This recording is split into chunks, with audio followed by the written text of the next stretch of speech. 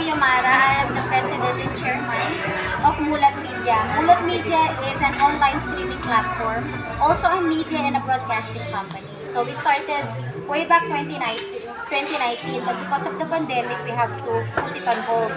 But now we are back and we are going strong. So with that, we would like to present to you our first batch of P-pop group. Very timely po kasi ngayon, P-pop group are very, very in demand po. And I am so proud with this lady. Ano po yan? Na-craft sila during our workshop. It's an extensive workshop session, and from there, we selected who are the best of the best.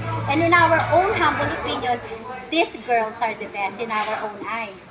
So with that, ngayon po kasi it's a very important milestone. Ngayon, isisil na namin ang kanilang contract with Mulat Media. So, once na nakita niyo po nakasign yan, everything else will be handled by Mulat Media. They'll have their own road managers. At saka po, ipopromote na natin sila sama-sama with the help of our press people. Maraming salamat po for being here. Later, hindi ko na kasi ipe-preempt. I would like the girls to tell you kung ano ba ang BU. No? Kasi kung ako lahat magkukwento, wala na sila kwento later on. So without further ado, let's start the official contract signing of BU's member and Mulat Media.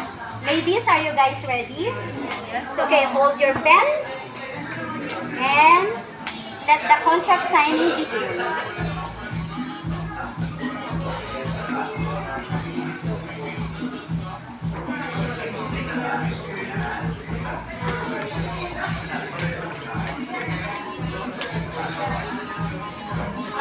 Everyone, my name is Mia Marie. I'm 16 years old and I play the bass for me.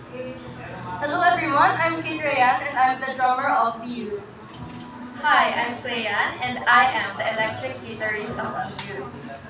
Hello, I'm Ashley. I'm 16 years old and I'm the guitarist for BU. Hello everyone, my name is Freya and I am 14 years old and I play the keyboard for BU. And we are BU!